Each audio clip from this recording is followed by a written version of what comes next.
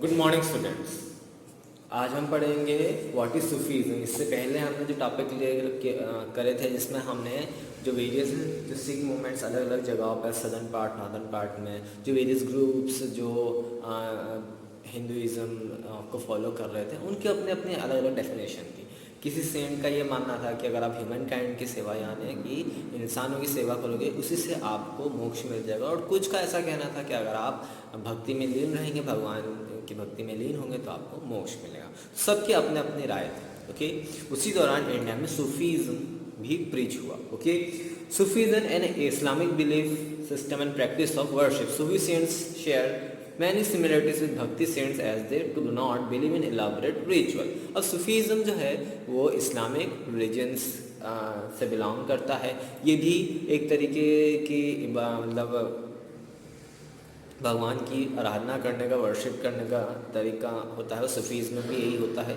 इसके साथ साथ जैसे कुछ सेंट्स मानते हैं कि लाइक पूजा, आराधना और जो रिचुअल रीति रिवाज हैं, उनको जो कुछ सेंट्स नहीं मानते, वैसे ही सूफीज़म ऑल्सो डजंट वो भी इन रिचुअल्स को नहीं मानता है। Both the systems think that the path to attaining divinity lies in showing devoted love towards God and compassion towards fellow living. अगर आपको वर्शिप करनी, भगवान की आराधना करनी है, तो बस आपको भगवान से प्रेम करना है, और जो आसपास जो हमारे ह्यूमन बीइंग हैं उनका ख्याल रखना, उनकी हेल्प करना है। एक तरीके से यही भगवान को वर्शिप करने का तरीका भी है। Islam propagated strict monotheism, rejected idolatry and simplified worship into collective prayers. और इस्लाम जो प्रोपोगेट हुआ वो कुछ जैसे रिजेक्टेड आइडोलेट्री, मतलब किसी मूर्ति की पूजा ना हो करना। ओके, फिर उसके साथ साथ कुछ ज़्यादा रीति रिवाज नहीं, कोई रिचुअल नहीं। ओके, इन सारी चीज़ों से जो है ऐसा सूफीज़म जो है फॉलो करता था। मुस्लिम स्कॉलर डेवलप्ड द शरीयत और मुस्लिम law around the same time. उसी दौरान जो मुस्लिम स्कॉलर्स थे, यानी कि जो मुस्लिम जो मतलब इस्लाम के बारे में जो स्टडी करते थे, उन्होंने उसी दौरान शरीयत या फिर मुस्लिम लॉ बनाया। The Sufi followed a different part that followed by some other religious scholar.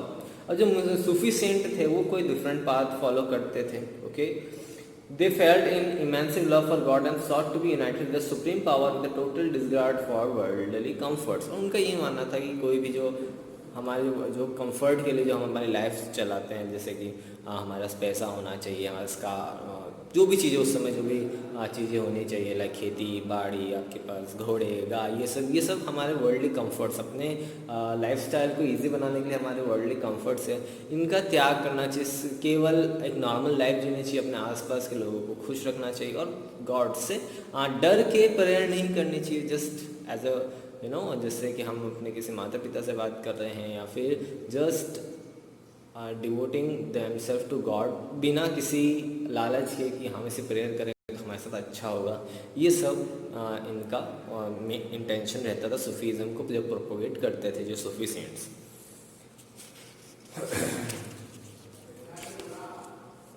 The Sufi compose poetry and prose as an expression of their divine love. और जैसे कि हम जैसे हिंदुइज्म में भजन्स गाए जाते हैं, पोएट्स कविताएं गाते हैं, ठीक वैसे ही सूफीज़म्स में भी पोएट्स भजन्स होते थे। ओके, इसमें गज़ल आपने कभी सुनी, गज़ली कव्वाली, ये सारी चीज़ें लोग करते थे, और कहीं ना कहीं अपने गॉड को, अपने भगवान को वर्शिप करने का उनका ये तरीका था। The Sufi believe that the heart can be train to look that the world in different way.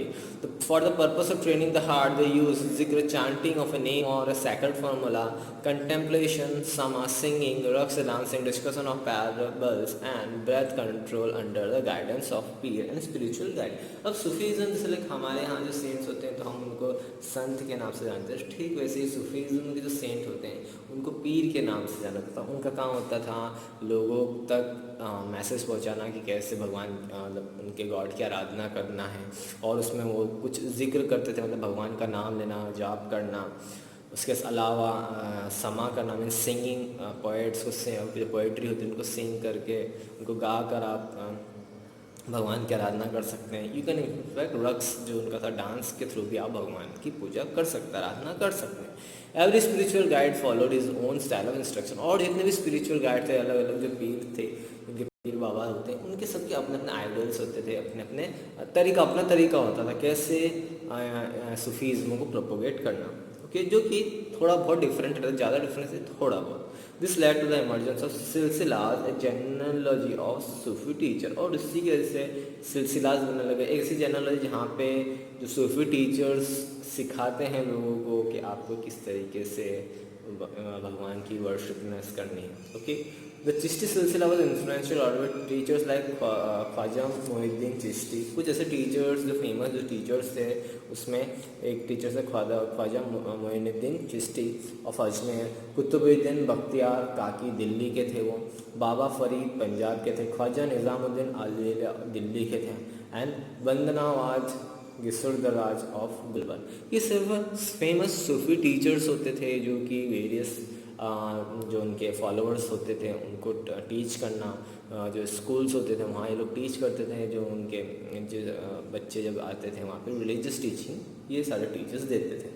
Ordinary masters as well as member of royal family attending the assemblies of Sufi saints, और चाहे वो एक royal family हो इस्लाम धर्म की, या फिर जो नॉर्मल पीपल, ऑर्डिनरी पीपल होते, जब भी कोई ऐसी असेंबलीज लगती थी सूफी सेंट्स की तरफ से, तो वो लोग अटेंड ज़रूर करते थे। This assemblies were held to discuss spiritual matter, seeking blessing of the saints and hall music dance session to connect with divine. और इन असेंबलीज में स्पीचेस होती थी सूफी सेंट्स के थ्रू, मैसेज होते थे, ब्लेसिंग देते थे सूफी सेंट्स। इनके अलावा उस दौरान इनकी जो होती हैं भगवान इबादत करने के लिए इनकी कवाली सॉन्ग्स वो गाते थे, और कहीं ना कहीं भगवान से एक तरीके से मिलने का तरीका होता था इन असेंबलीज में। Many people believe that the pir had a miraculous power that could relieve other from sickness and worldly trouble. और बहुत सारे ऐसे फॉलोअर्स ऐसे होते थे जो ये मानते थे कि जो पीर जो हैं वो काफ़ी स्पिरिचुअल हैं, उनके पास कुछ ऐसी ताकतें हैं जो कि एक बीमार पर्सन को भी सही कर सकती हैं। The tomb or dargah is a Sufi saint became a place of pilgrimage which still continues to be visited by the people of all faiths। अब टॉम या फिर एक दरगाह जहाँ पर सूफी जो सेंट जहाँ बैठा करते थे या जहाँ उन्होंने अपनी लास्ट ब्रेथ ली थी, वो बेसिकली दरगाह मानी जाती है, जहाँ पर पीपल जो थे वहाँ पर एज ए पिलग्रिमेज सेंटर, यानी कि दर्शन करने लायक जैसी जगह जो होती है उसको हम पिलग्रिमेज सेंटर बोलते हैं, वहाँ पीपल जाते थे, वर्शिप करते थे। इनफैक्ट आज भी मैनी ऑफ पीपल जो हैं वो दरगाह जाकर अब वर्शिप करते हैं। हज़रत निज़ामुद्दीन रेलवे स्टेशन जो है वो एक ऐसा रेलवे स्टेशन है नई दिल्ली का जो कि एक फेमस पीर के नाम पे रखा गया है, जिसका नाम है, जो कि चिश्ती सिलसिला ने एक टीचर के तौर पे जाने जाते थे, which was Khwaja Nizamuddin Auliya. Okay, वो एक सूफ़ी टीचर थे, उनके नाम पर वहाँ दिल्ली का वो रेलवे स्टेशन का नाम रखा गया हज़रत निज़ामुद्दीन। ओके, नाउ इसी दौरान अदर भी रिलीजियस डेवलपमेंट है, और भी अदर रिलीजियस डेवलपमेंट हुए in northern part of the India. इनमें नाथपंथी, सिद्धास, योगीज ये सब थे। उसी दौरान तुलसीदास, सूरदास, कबीरदास, शंकर देवा ये सब जन्मे थे। वो इन्होंने भक्ति करने का तरीका था वो उन्होंने थोड़ा डिफर किया था। ओके, तो जानते हैं Okay, the religious group of Nathpanthi, Siddhas and Yogis did not believe in ritual and preached all the worldly pleasure should be given up। अब जो चाहे वो नाथपंथी हो, सिद्धास और योगीज हो, उनका भक्ति करने का तरीका बहुत डिफर था। वो जितनी भी वर्ल्डली कंफर्ट चीज़ें हैं, लग्जरियस चीज़ें हैं, उन सब को वो त्यागने के ये बोलते हैं। जैसे कि योगी सब कुछ त्याग देते हैं, सिर्फ इनका भी यही था कि हमें ये जो वर्ल्डली जो चीज़ें हैं इन सब का त्याग करना चाहिए, जब भी हमें मोक्ष मिल पाए। और मोक्ष मिलने का कि जब तक हम कहते हैं ना, जैसे योग करना, मेडिटेट करना, जब तक हम मेडिटेशन नहीं करेंगे, भगवान की पूरी तरीके से इन सब जो सुख समृद्धि को छोड़ के जब तक हम मेडिटेशन नहीं करेंगे तब तक हमें मोक्ष नहीं मिल पाएगा। Ultimate reality and realization of oneness with God according to them this would be achieved by practising yoga, asanas, breathing exercise and meditation.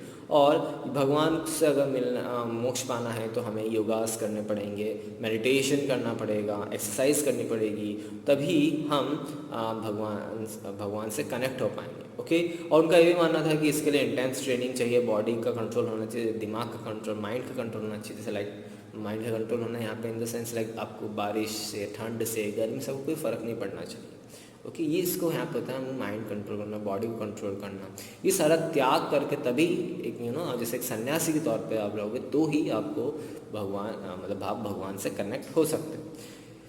This group is popular among the lower caste people due to their different ideas of devotional religions and rejection of the conventional form of religion। और ऐस ये जो नाथपंथी सिद्धार्थ योगी से ये lower caste people में ज़्यादा popular थे, because इनका जो आइडियोलॉजी था वर्शिप करने का बहुत ज़्यादा डिफर था एज यूजल रिलीजियस कन्वेंशनल जो रिलीजियस फॉर्म थे उनसे बहुत ज़्यादा अलग था, इसलिए ये लोअर कास्ट के पीपल इससे ज़्यादा अट्रैक्ट होते थे। Then came Tulsidas, Kabirdas and Shankar Dev. People जो थे बहुत ज़्यादा इन्फ्लुएंस थे संत लाइक तुलसीदास जो कि लॉर्ड राम के भक्त थे, उसी दौरान सूरदास जो थे वो लॉर्ड कृष्णा के भक्त थे। This saints believe in the existing religious belief and practices. और ये जो सेंट्स ऐसे थे जो कि उस समय जो ऐसे लाइक रिचुअल्स वाले कस्टम वाले जो रिलीजियस बिलीफ थे वो इन्हीं को मानते थे, like Tulsidas and Surdas. Okay, they attempted to make beliefs and practice accessible to all by writing poems and songs in the local dialects. अब इन्होंने क्या करा कि लोगों तक ये सारी चीज़ें पहुँचे कि कैसे पूजा करनी चाहिए, कौन कौन से भगवान ने क्या काम किया, तो उन्होंने उसके ऊपर लिटरेचर लिखना स्टार्ट कर दिया, पोएट्स लिखना स्टार्ट किया, और वो भी लोकल लैंग्वेज में, ताकि आम इंसान उसने पढ़ सके। तुलसीदास यूज अवधि एंड सूरदास यूज ब्रिज भाषा। अब तुलसीदास ने अवधि लैंग्वेज यूज़ करी और वैसे सूरदास ने जो ब्रज भाषा होती है उसका यूज़ किया। उन्होंने अपने जो भी लिखे कंपोजिशन लिखे। ओके, इसके लिए तुलसीदास जी ने आप सब जानते हो रामचरितमानस लिखा था, वैर सूरदास जी ने सुरसागर, सुरासवाली और साहित्य लहरी जैसे कंपोजिशंस लिखे हैं। ओके, इनमें से जो हम हनुमान चालीसा जो होते हैं वो भी तुलसीदास जी ने ही कंपोज किया था। ओके, मतलब उनको उन्हीं ने लिखा था, तुलसीदास जी ने उनको अवधि लैंग्वेज में लिखा था हनुमान चालीसा को। Okay, another important saint of that time was Kabir. Brought up by a Muslim family of weavers, he was the one of the first Indian saints to harmonize the teaching of Hinduism and Islam। अब उसी दौरान कबीर जी का जन्म वो एक Muslim family से वो पले बड़े थे, उनको पालन पोषण के मुस्लिम फैमिली ने किया था, पर वो ऐसे भारत के ऐसे पहले संत थे जिन्होंने दोनों धर्म हिंदुइज्म एंड इस्लाम धर्म को दोनों की टीचिंग्स ली और उसको आगे जाके फैलाया। We get to know about his idea through his collection of the lyrics known as Sakhis and Pads। और ऐसे हम उनके आइडियाज़, थॉट्स, कलेक्शन, उस चीज़ों से हमने ये डिस्कवर किया कि इन्होंने हिंदुइज्म और इस्लाम दोनों धर्म को प्रोपोगेट किया, उन्होंने दोनों धर्म की टीचिंग्स भी ली और आगे तक फैलाए भी, जो उन्होंने सखीज़ और पद्स जो उन्होंने लिखे।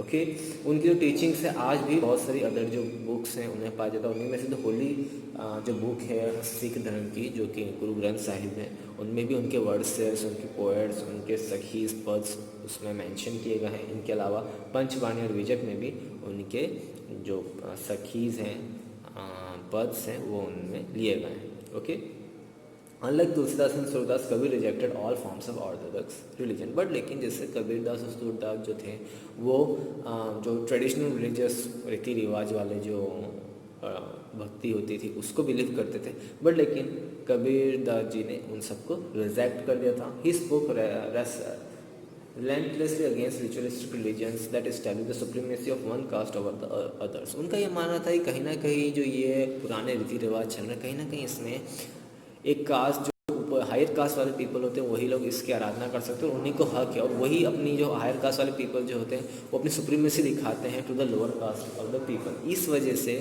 वो इन सब चीज़ों को नहीं मानते। Okay, God who could be reached through complete devotion और भक्ति। और क्योंकि कहीं ना कहीं वो मानते थे कि जो भगवान जो है वो सुप्रीम गॉड है, उस उन्होंने सभी को क्रिएट किया है, तो कहीं ना कहीं वहाँ पर कास्ट नहीं आना चाहिए। आप अगर भगवान की आराधना कोई भी कर सकता है, lower caste of the people या higher caste of the people, और वो करने के लिए एक तरह का भक्ति, और उसके लिए जो रीति रिवाज है, ट्रेडिशंस है, उनको फॉलो करना ज़रूरी नहीं है। You just have a strong believe और अपने भक्ति के ऊपर आपको कॉन्सेंट्रेट करना है। He was a strong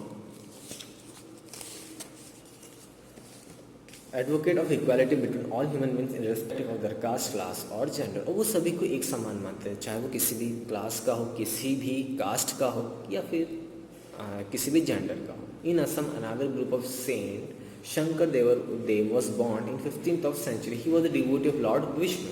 He wrote songs and plays in Assamese. He started the Namghars or houses of recitation and prayers that exist till date. इसी दौरान शंकर देव का जन्म हुआ आसाम में ड्यूरिंग द 15th सेंचुरी और उन्होंने वो बहुत जो थे वो भगवान विष्णु के भक्त थे और उन्होंने बहुत सारे सॉन्ग्स लिखे, प्लेज लिखे भगवान विष्णु के ऊपर, उनकी जो आसामीज लैंग्वेज है, लोकल लैंग्वेज होती है उस पर लिखे और फिर उन्होंने नामघर बनाए। नामघर एक ऐसी जगह होती है जहाँ पर नंबर ऑफ पीपल्स एक साथ इकट्ठा होकर भगवान का नाम ले सकें और जो कि आज भी आसाम में एग्जिस्ट करते हैं।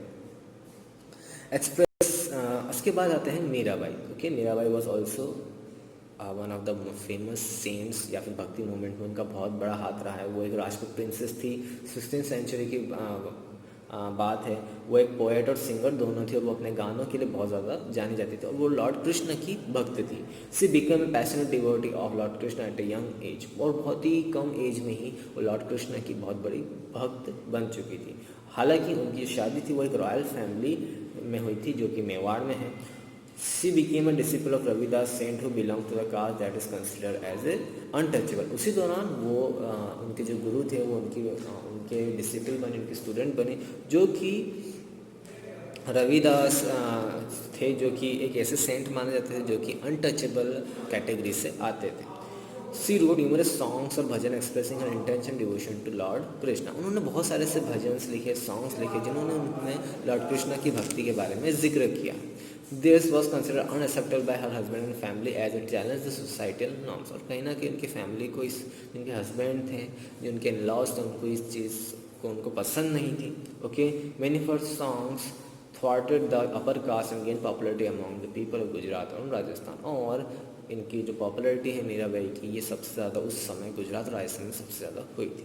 ओके, ये हमने थोड़ा डिस्क्रिप्शन पढ़ा कुछ सेंट्स का जो कि नॉर्थ इंडिया में पॉपुलर हुआ।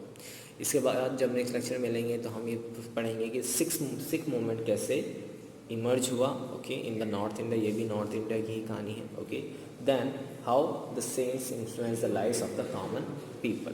ऐसे इन सेंट्स की वजह से कॉमन पीपल्स हैं उनकी लाइफ में क्या चेंजेस हैं। ओके, आज के लिए इतना ही। Thank you.